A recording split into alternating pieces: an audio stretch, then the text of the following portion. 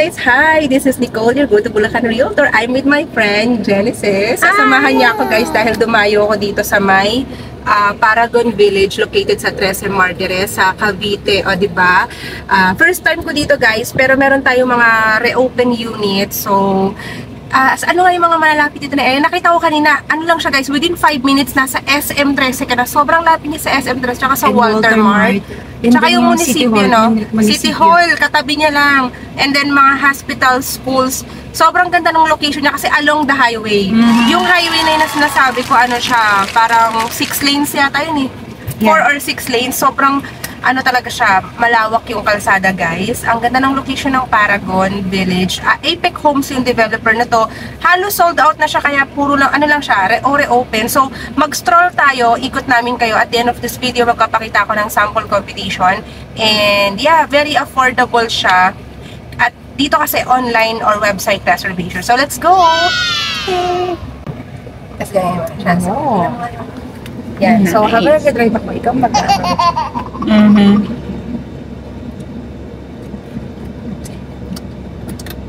Ikot-ikot tayo dito, no, sa Paragon. Tignan natin yung mga ano, kasi gusto ko talaga makita dito tol yung ano, yung mga renovation, no? Yung mga nare-renovate. Oo, kasi whether inner or end or corner, kahit ano naman ang nakunin mo dito is makakapag-renovate ka. So, tignan mo itong ginawa ng ano na yun, corner na yun. Ngayon na may nakita rin akong magandang corner. At tignan mo itong isa na to, ayun, nandoon. Ayun, this one. Tignan mo, ginilagyan niya ng ganyang ano, style ng balcony. Ganda, no? Oo. Okay din. Pwede niyan kasi kahit sabihin mo na maliit na corners. Yan. Oo. Na-maximize niya yung space. Tapos hanap din tayo ng renovation ng inner na napaganda kahit. Yung kanina may nadaanan tayo doon. Katabi yung ginawa niya. Sige, ikot-ikot lang tayo.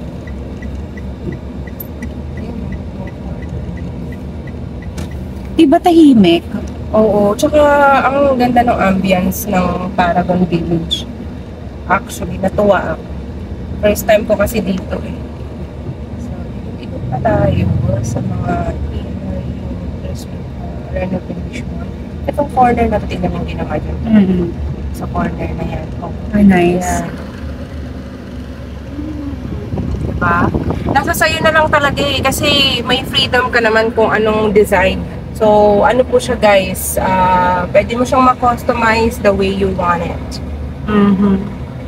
Let's see. So, pinapakita ko na rin as we stroll. Ganito siya. Yan, pakita mo sa kanan. Ganyan yung pinakabahay. Yan, ganyan. So, elegant yung kulay. Tapos, yung floor and lot area din yan. Floor and lot area showing on the screen.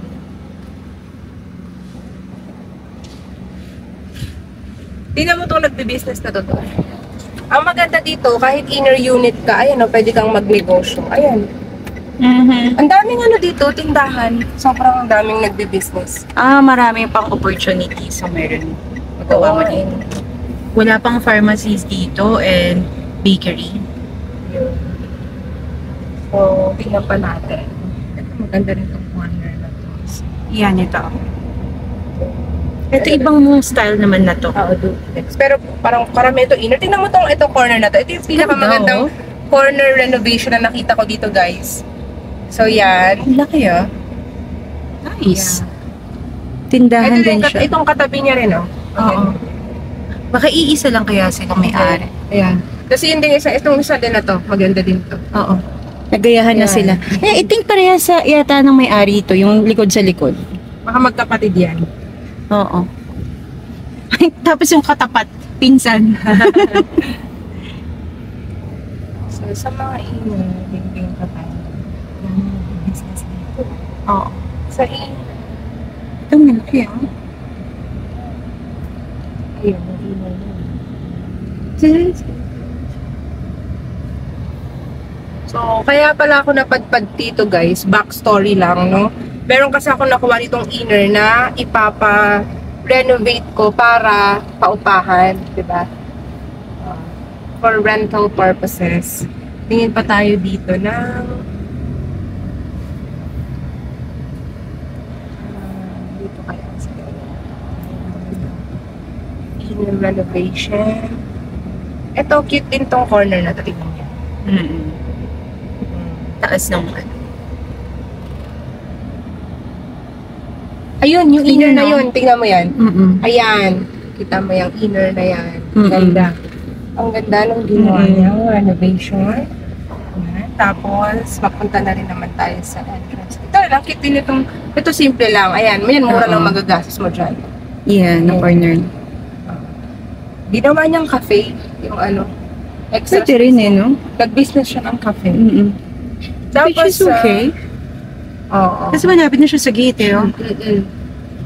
Kasi sabi ko sa iyo paggabi, ito yung ginagawa Oo. nilang So pakita natin yung pansyeto. ng play clubhouse, yung kanilang clubhouse tsaka basketball court.